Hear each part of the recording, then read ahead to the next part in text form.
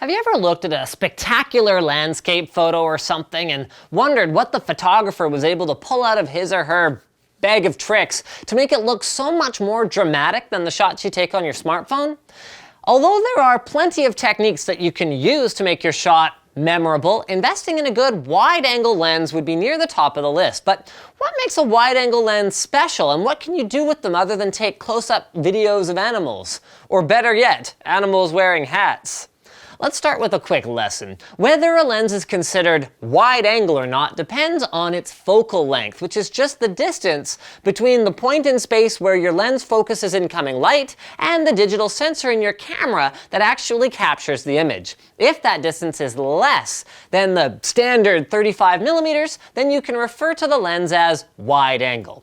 Well, Linus, thank you for sharing your obviously vast knowledge of physics with us, the unwashed masses, but I'm actually no closer to understanding this. Yeah, you're right, I should probably clarify. Focal length matters because it defines how much of your surroundings can actually be photographed in a given shot. For example, wide-angle lenses with a very small focal length, let's say 15 millimeters, bend light more strongly than ordinary lenses, which puts everything that your camera sees into focus very quickly. Exactly the opposite of telephoto lenses, which can only focus on smaller parts of a scene. But a short focal length allows the lens to capture up to 180 degrees of a scene if you're willing to put up with that distorted fisheye effect, producing very dramatic looking glimpses of everything from vast mountain ranges to cityscapes to grandiose indoor spaces like Vegas casinos.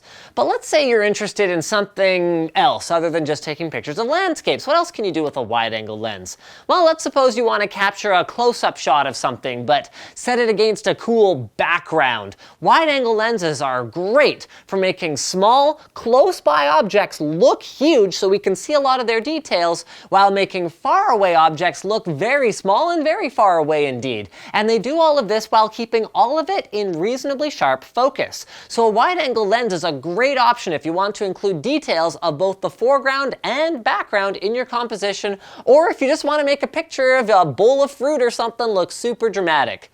But photos of small objects aren't the only things wide-angle lenses excel at either. They're also great for pictures of big stuff in small spaces. Photos of hotel rooms on travel sites are often taken with wide-angle lenses to make them look more spacious than they really are. There are even wide-angle webcams as well as lenses that you can stick on your cell phone so you don't have to smush faces with your friend whenever you want to take a super awesome selfie. And if any of those sound good to you, or if you just need another lens in your photography arsenal to experiment with, keep in mind that because wide-angle lenses bend light differently than traditional lenses, they can also present some special challenges. For example, if you aim your camera too high or too low, either the top or bottom half of your shot is going to look weirdly stretched or distorted. So unless you want your photos to come out looking like a Salvador Dali painting, try to keep things level. And because they capture so much of your surroundings, wide-angle lenses aren't good for zooming in on faraway objects or shots where you want some realistic blurriness in the background. So the long and short of it is, remember to be cautious. Like all photography tools, wide-angle lenses can produce amazing results in the hands of an expert, but if you're not careful, all it's going to do is make your nose look big. Speaking of things that could change the shape of your face if you're not careful, Dollar Shave Club!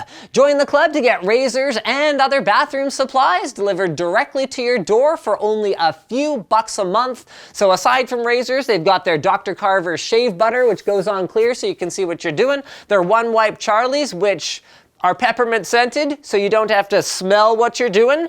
Their aftershave moisturizer, they've got travel sizes of some of this stuff, and they've got a variety of razors all the way up to the 6-blade executive. There's no need for vibrating handles and other nonsense, it's just high quality razors and other bathroom supplies. Once a month, it arrives at your door so you don't have to go out to look like you do go out once in a while. It's dollarshaveclub.com/Linus to sign up, and it's available in the US, Canada, Australia, and New Zealand, much to the chagrin of our viewers everywhere other than there, who actually send me requests to have Dollar Shave Club expanded to their countries. I mean, what am I supposed to do about it? Other than, in these sponsor spots, say something about it, because I know Dollar Shave Club watches them. just like you guys watched this video. Thank you. Like it if you liked it, dislike it if you thought it just was terrible. And as always, leave a comment if you have suggestions for future Fast as Possibles, and don't forget to subscribe if you haven't already.